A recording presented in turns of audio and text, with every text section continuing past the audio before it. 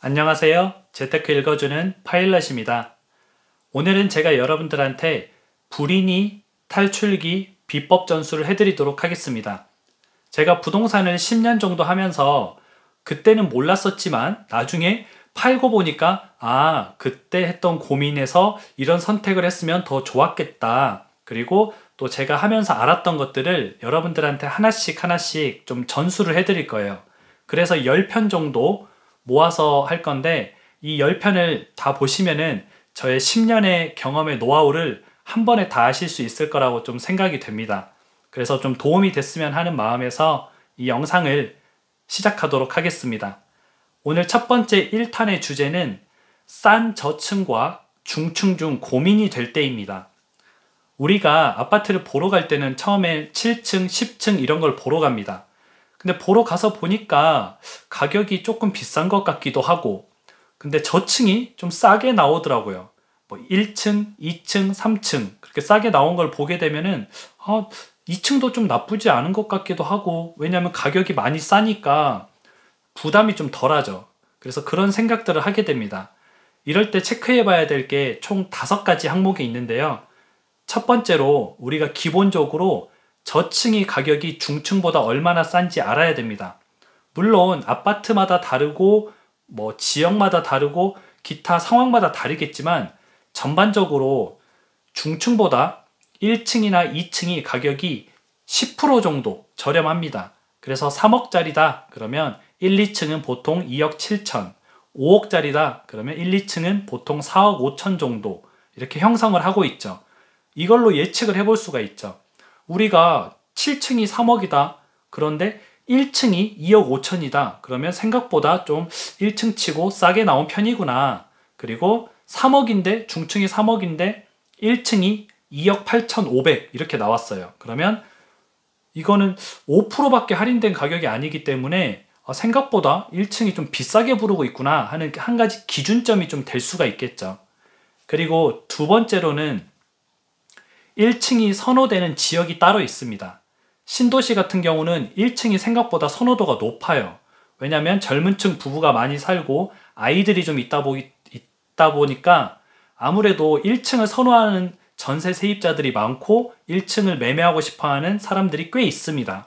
그래서 신도시의 1층은 생각보다 괜찮아요. 그리고 아파트가 새 거다 보니까 결로나 기타 등등 특이사항이 많이 없는데 서울에 있는 구축 1층은 완전 말이 다르죠. 이 같은 경우는 이제 좀 저렴하다 생각이 들어서 들어갔다가 나중에 이제 팔 때 굉장히 좀 힘들 수가 있습니다.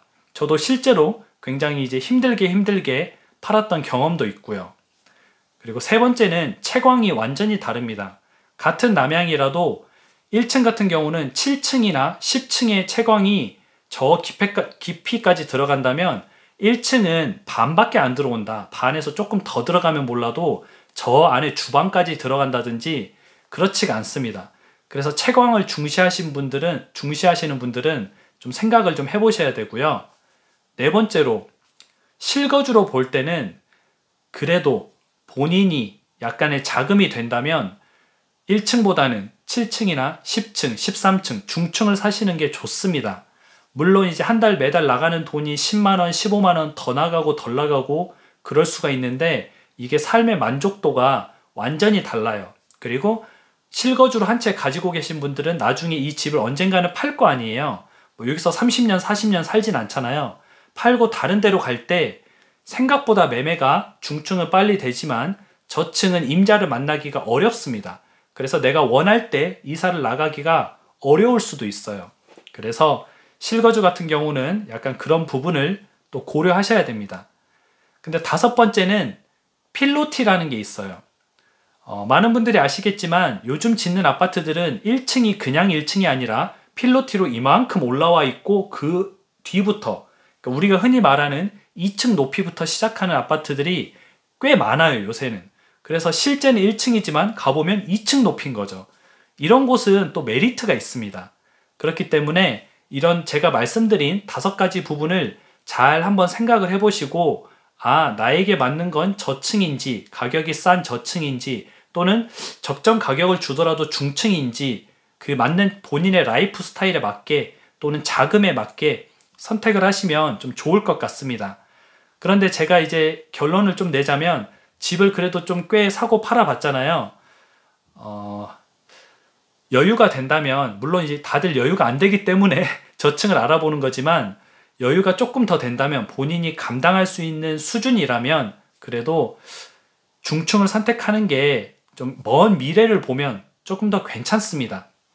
근데 이거는 뭐 본인의 상황에 따라 다르겠죠. 아이가 어리고 한참 뛰어놀 나이고 스트레스를 주고 싶지 않다, 이런 분들한테는 저층도 괜찮은 선택이 될 겁니다. 여러분들의 그런 투자할 수 있는 방향을 선택하는데 한 가지 참고 자료로 좀 아시면 좋을 것 같아요. 오늘 영상은 또 여기까지 하고요. 다음 2편에서는 조금 더 알찬 내용으로 돌아오도록 하겠습니다.